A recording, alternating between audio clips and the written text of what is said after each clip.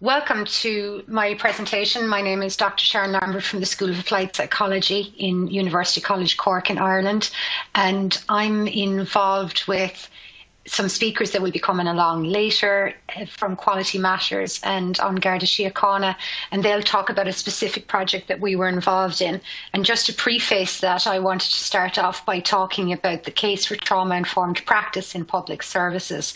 So what I wanted to think about was, why do we need to have trauma-informed practice in all public services? So I'm a researcher who works in the psychology department in a university, and prior to that I worked in several community-based organisations with lots of different people. And one of the things that we realised quite quickly was that psychological trauma is something that happens to lots of people. And in order for us to ensure that the people who need our services the most can access them, we have to design our services for everybody. So the groups of people that I'm particularly interested in terms of research and looking at psychological trauma and how we can design systems and services to meet with their needs are young people, members of the travelling community, people who use drugs, people experiencing homelessness, and also frontline workers. What are their experiences of their own personal traumas? What are their experiences of secondary traumatic stress? And how can organisations respond to that?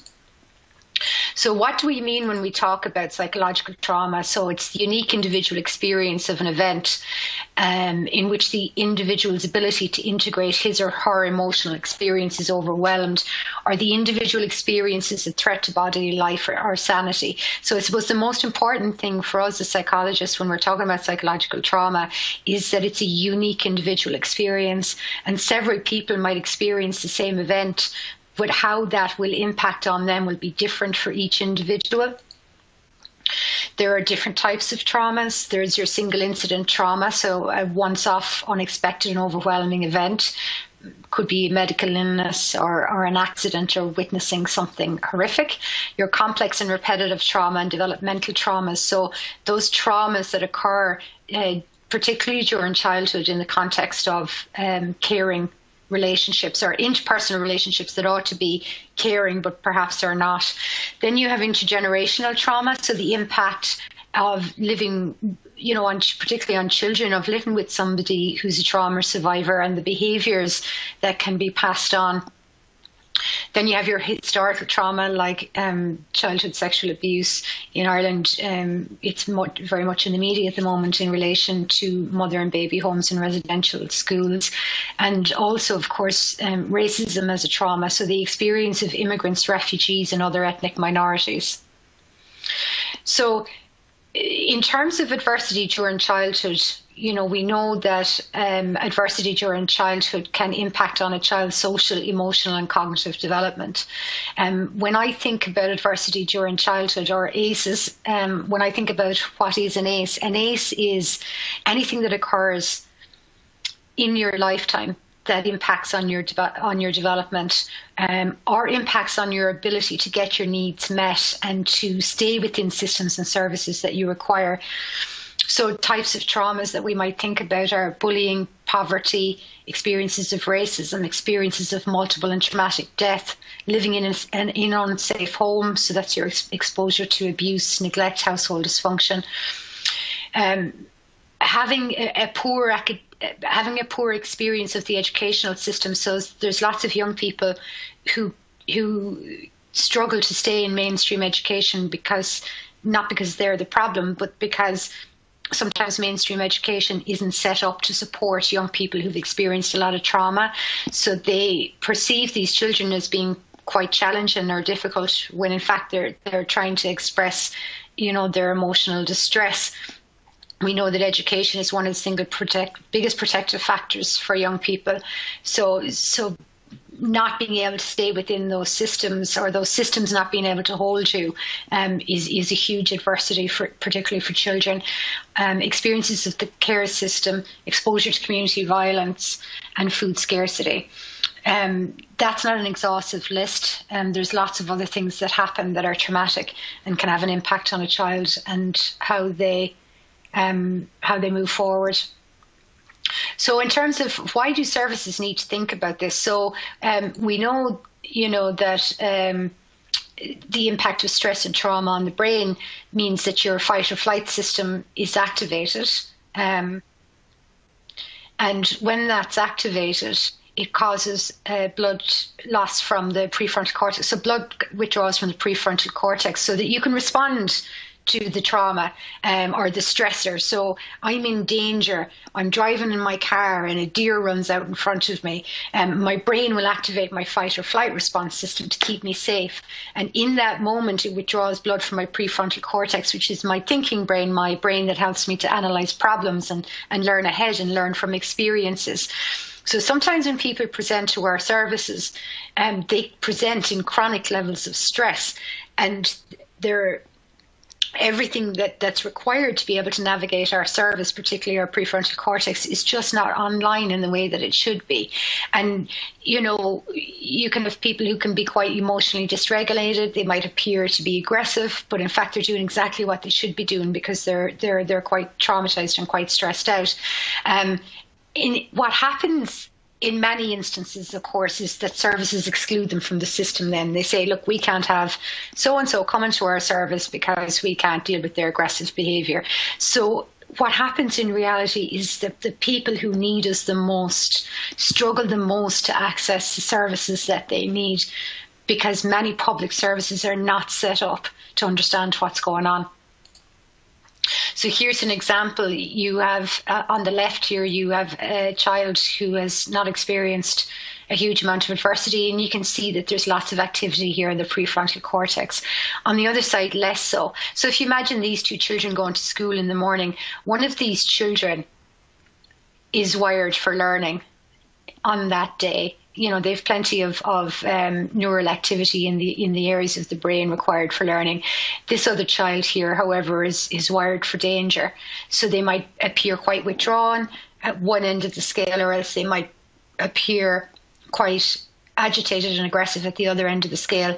And how we respond to that and how we can hold those children in our systems and services has a huge consequence for that child and a huge consequence for the rest of us further down along the line in terms of the cost, the personal cost to people who've been impacted by trauma, and also the societal cost of not intervening soon enough to provide people with systems and services that meet their needs.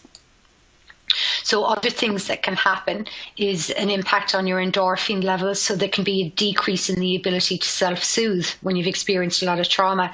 So one of the things that people who find it difficult to soothe themselves, something that they do is they reach for things outside of them to help them manage their own emotions. So they might use drugs or alcohol. We're often very judgmental about people who use drugs or alcohol to a problematic level, when in fact, many of them are doing what they have to do in order to be able to survive the trauma that they've experienced. Another important issue in relation to high levels of trauma and stress is that it can impact, with the endorphins, it can impact on your ability to form attachments. So because there's, a huge scramble for resources when you're delivering services, lots of services now offer 6 to 8 sessions and then you move on. We have to ask ourselves if that's appropriate for everybody. There are some people who will struggle to connect with those in our services, and it will take them much longer for them to be able to relax and settle in and to be able to use our services. So 6 to 8 sessions will not work for lots of people who really need us. So if we're really to think about the science of trauma and the science of stress and how we apply that to services, we need to think about, does the service that you provide require a type of intervention or a type of work that can only occur in the context of a strong relationship? If that's what's required, then we need to think about are the services meeting people's needs by not giving sufficient appointment times. The other thing that can happen is there can be an impact on your dopamine hormone. So you'll hear people saying things like, so-and-so isn't motivated to change, or so-and-so isn't motivated to come to school, or so-and-so isn't motivated to give up crime, so-and-so isn't motivated to stop using drugs and alcohol. So if you're somebody who's experienced chronic stress and chronic trauma, your motivation hormone is impacted. So your motivation is in your boots. So there are lots of people who really struggle to be motivated to change. And what our job is to say, well, I understand the science of trauma and stress, and I understand that not everybody I meet is motivated to change, because they might not have the tools required for that. So I'm going to meet them where they're at and bring them along on a journey so that we can increase their motivation and increase their engagement with our services. So why should we do all of this stuff? The reason why we should do this is because we know that there are high levels of trauma in particular groups, and particularly groups who are likely to come into contact with the criminal justice system. So just to give you an example, this is a study that we did with people experiencing homelessness in Cork City. And you can see here in green, this is the adverse childhood experiences profile of the general population. But here in yellow, you have the adverse childhood experiences profile of people experiencing homelessness. So what we know is that people experiencing homelessness in the city where I live have walked significantly different steps during their childhood and adolescence than the general population have. And they really, really struggle to use public services because they are dealing with stigma and often present quite emotionally distressed or emotionally dysregulated, and people exclude them from services. And that's a failure to understand the impact of trauma on the brain and on behaviour. Also, we looked at ACE profiles, adverse childhood experiences profiles, in a group of adults who were attending an adult residential addiction treatment service. What we found was people who had higher levels of ACEs were more likely to think about suicide, were more likely to have been imprisoned, were more likely to be IV users, and were more likely to have started injecting at a younger age. They were more likely to have left school earlier.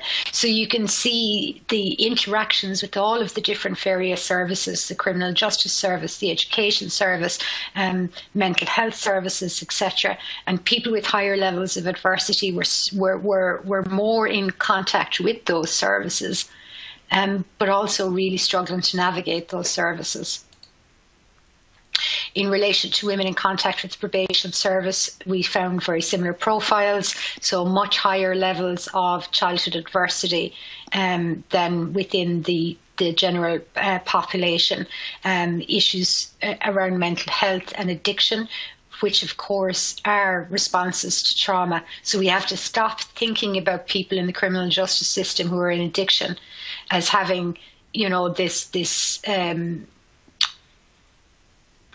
as having some kind of a moral failure when it comes to being in addiction. These are people who are trying desperately to medicate their emotional pain, and substances work very well to do that. They medicate people's emotional pain. That's why people continue to use them.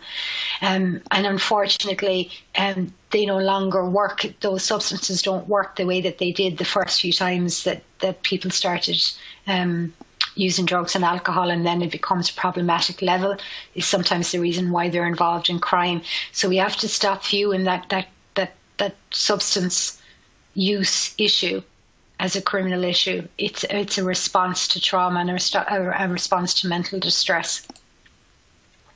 I won't talk too much about this because Aoife Dermody from Quality Matters is going to talk about the study that we did, and Chief Superintendent Colette Quinn from An Garda Síochána will also talk about young people in Ireland and their levels of adversity. But what was interesting was that their young people who are involved with the criminal justice system in Ireland, their ACE profile is more similar to adults experiencing homelessness than it is to the general population. So we have to think about the systems and services that are around young people and what we can do more to design those services so that they can hold young people who are struggling. So the education piece is a perfect example. The longer we can keep young people in education, the better the outcomes for them. But there are too many young people who fail to stay in education because the models are not set up to keep them there and keep them emotionally safe. And how do we know that young people feel like that? Because when we did a study where we talked to young people who were using high numbers of illegally sourced benzodiazepines, what they told us as the primary reason for taking those, it wasn't, for fun. They weren't going out at weekends having fun and partying and using benzodiazepines. They were using benzodiazepines because it helped them to just not feel. It helped them to medicate the emotional pain that they were really struggling to manage. So in terms of designing systems and structures and why they need to be trauma informed, we have lots of evidence about the levels of trauma that exist within different groups of individuals and why we need to design our services so that all of those people can use our services a little bit better. Also, within services themselves, if you have a trauma-informed service, you have a service that not only understands the needs of your service users, but also the needs of your staff. So staff who are constantly working with people who've experienced high levels of trauma are at risk for compassion fatigue and secondary traumatic stress. So compassion fatigue is something that you get when you get tired from working in jobs that require high levels of compassion. Ideally, you should have days when you have high levels of compassion satisfaction, so you're delighted with your job, and then on another day you're driving home from work and you're really tired and you're worn out and you have compassion fatigue, and hopefully those balance themselves out. But in organisations where you're dealing with high levels of traumatised people, sometimes there's not enough compassion satisfaction and you just have compassion fatigue. When that happens, then you're at risk for secondary traumatic stress and burnout. We conducted a survey of frontline professionals, and we looked at their own levels of adverse childhood experiences and their professional quality of life. One of the things that was very interesting about this study was, I suppose, it wasn't a surprise that people who were in particular helping roles had higher levels of adversity in childhood themselves. So, counsellors, psychotherapists, addiction counsellors, psychologists, etc., reported having higher levels of ACEs. But what was really interesting was that in the criminal justice sector, there were quite low levels of childhood adversity reported, but very high levels of burnout. And when we looked across all of the occupations, one of the things that we hypothesized was that organisations that were more inclined to be more trauma informed, like mental health services, the staff there actually had higher levels of adversity themselves, but lower levels of burnout, because the organisational structure is different. In organisations like the criminal justice system, that are not necessarily trauma informed, but you have workers in there dealing with the same client groups, that seems to be having a much bigger impact on the staff than in other organisations. So one of the ways you can combat that is by having a trauma-informed service. Something that I think is really important about saying about trauma-informed services is that that's a journey that you need to get to. It can take years for some organisations to become trauma-informed. Maybe you don't want to be trauma-informed, maybe you just want to be trauma-sensitive, but it's really important to know that attending a 2-hour workshop on an introduction to trauma does not make an organisation trauma-informed. That makes you trauma-aware, and you need to go through all of the other steps. So how do we respond then? So if we want to respond so that we can support service users with high levels of trauma, and we can support our staff who may be experiencing secondary traumatic stress from the work, we need to have an organisational culture that understands and respects the fact that some people can present as challenging. It does not mean that they are challenging people. It means that they are experiencing their world in quite a scary way. And making sure that you have appropriate supervision. This is not line management. Supervision is not line management. Supervision is a reflective space that is a safe space for staff to be able to explore the impact of the work on them. And that would include reflective practice sessions. By looking at your organisation and seeing what can you do to make it, if you can make it more trauma informed, at least more trauma aware or more trauma sensitive, it will cost you less money in the long run. If you have an organisation that's better equipped to serve its service users and its staff, trauma informed organisations, and Aoife from Quality Matters might talk about this, they evaluated a project that it's a shelter for people experiencing homelessness, and they implemented trauma-informed practice there, and they had a reduction of 60% in the number of incidents that were reported. So it makes the workplace less stressful, which means that you're going to have rewards then in terms of staff sick, staff turnover, other HR issues, etc. And by practicing self-compassion and having an organisation that promotes self-compassion. Thank you.